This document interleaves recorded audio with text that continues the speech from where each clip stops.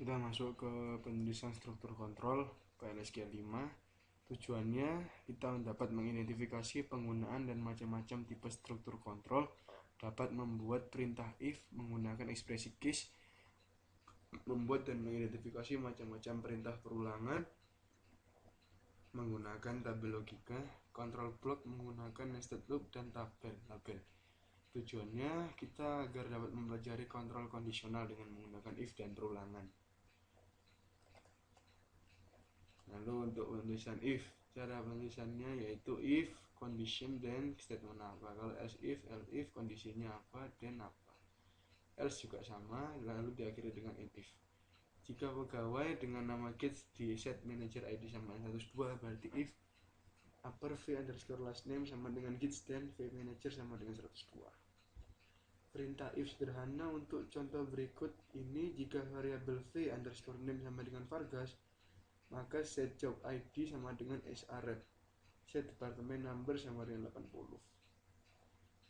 Perintah if campuran dapat menggabungkan kondisi yang diperiksa dengan menggunakan operator logika seperti and dan not. Untuk contoh berikut, jika v underscore name sama dengan Vargas dan gajinya lebih dari 6.500, maka kita set department numbernya sama dengan 60.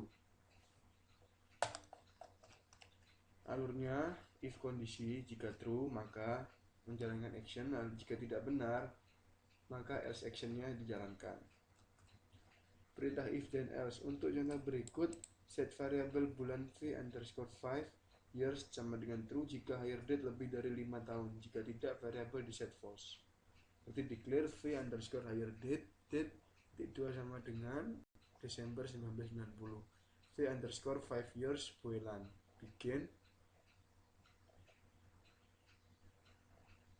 If months between this date sama dengan v hire date dibagi 12 kurang dari 55, dan v underscore 5 years 2 sama dengan true, else v underscore 5 years sama dengan false. And if. Contoh perintah if dan else. Pada contoh di atas, fungsi months between digunakan untuk mencari selisih bulan antara tanggal sekarang dengan tanggal pegawai mulai bekerja. Karena perbedaannya dalam bulan, maka untuk mencari beberapa tahun dibagi dengan 12. Alurnya if dan else, jadi if jika benar jalankan action, jika tidak benar atau not true else if condition. Jika benar jalankan kondisi yang satunya, jika salah maka jalankan kondisi yang lainnya. Perintah if dan else if. Sedapat mungkin gunakan klausa else if daripada menggunakan perintah nested if, karena pengkodeannya lebih mudah dibaca dan dipahami. Ekspresi case.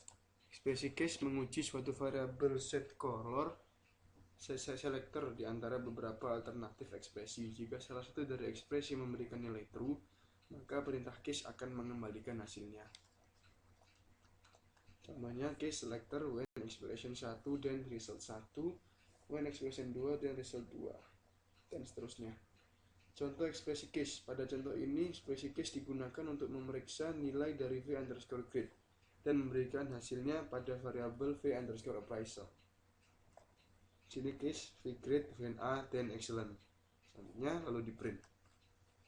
Perintah case merupakan alternatif yang baik untuk menggantikan fungsi decode yang ada pada SQL+. Pada saat mengevaluasi suatu ekspresi, apapun yang berhubungan dengan nilai 0 akan memberikan hasil 0 pula. Contoh, P.2 sama dengan 0, Q.2 sama dengan 0, P atau Q hasilnya 0. Pada saat bekerja dengan nilai 0, kita harus menyadari aturan berikut. Pembandingan yang melibatkan nilai 0 hasilnya akan 0 pula. Melibatkan operator logika dengan nilai 0 akan menghasilkan nilai 0 pula.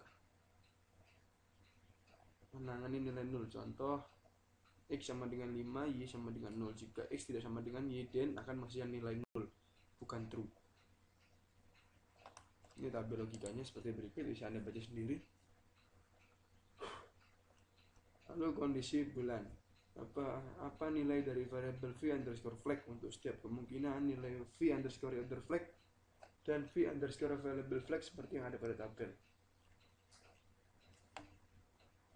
Jika true dan true maka true, jika true false false, null dan true null, Jika null, false, false. Kontrol iteratif pada perintah loop. Perintah loop mengerjakan kumpulan perintah secara berulang.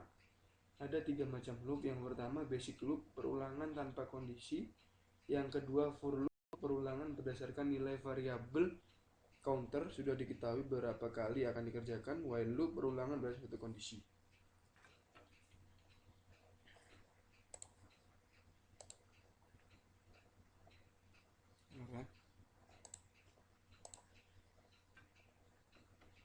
Basic loop, cara penulisan loop statement 1 exit dengan kondisi apa and loop. Basic loop merupakan bentuk paling sederhana pada loop. Baris di dalam loop perulangan akan dikerjakan berulang kali sampai ditemukan perintah exit yang dapat menghentikan loop. Bentuk perintah exit pada basic loop adalah exit ketika kondisi. Jika kondisi yang diisyaratkan terpenuhi, maka akan keluar dari perulangan. Basic loop, contoh penggunaan basic loop, declare v_id location.country_id sama dengan char. Nah, di sini loopnya dimulai dengan memasukkan location, yaitu memasukkan location ID, city, dan country ID.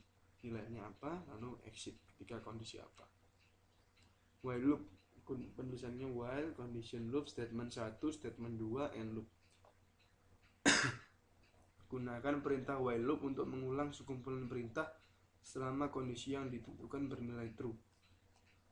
Oke, kita deklarasikan dulu, lalu kita select apa yang diinginkan, max location ID, where country ID sama dengan v_country ID, while v_counter kurang dari sama dengan 3, loop, insert into location ID, city, country ID, nilainya apa, and loop.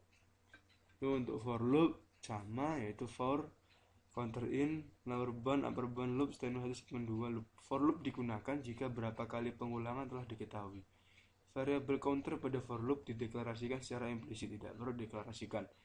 Nilai dari variabel counter otomatis akan diincrement setiap kembali ke awal perulangan.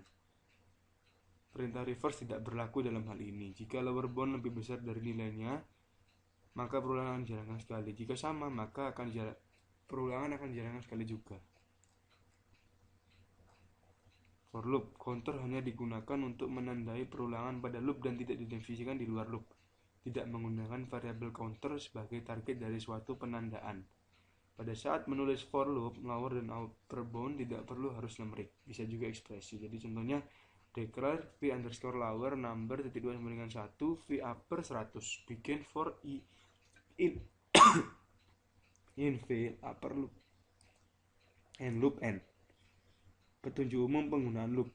Gunakan basic loop jika perintah dalam loop harus dijalankan sedikitnya sekali. Gunakan while loop jika setiap kali perulangan ada yang harus dievaluasi nilainya. Gunakan for loop jika jumlah iterasi diketahui. Nested loop dan labels pada basic loop. Loop dapat di nested untuk beberapa level. Gunakan level untuk membedakan block dan loop. Gunakan keluar dari outer loop dapat dilakukan dengan perintah exit. Berarti begin ini outer loopnya, loop v_counter itu ditambah 1, exit ketika v_counter lebih besar daripada 10. Lalu loop dalamnya exit ketika total dan sama dengan yes. Nested loops dan labels pada basic loop. Pada contoh di atas, ada 2 loop yang diidentifikasi sebagai outer loop dan inner loop. Identifier atau nama label yang menandai awal loop ditempatkan sebelum kata loop dengan diapit oleh delimiters. Nama label dicantumkan setelah perintah end loop untuk memperjelas alur program. Catatan, selain digunakan pada loop, label juga dapat digunakan pada nested block untuk menghindari ambiguitas dari variabel. Ringkasan pada bab ini telah dipelajari perubahan logika dengan menggunakan struktur kontrol, if, ekspresi case, loops, basic loop, for loop, dan perintah exit. Sekian, assalamualaikum warahmatullahi wabarakatuh.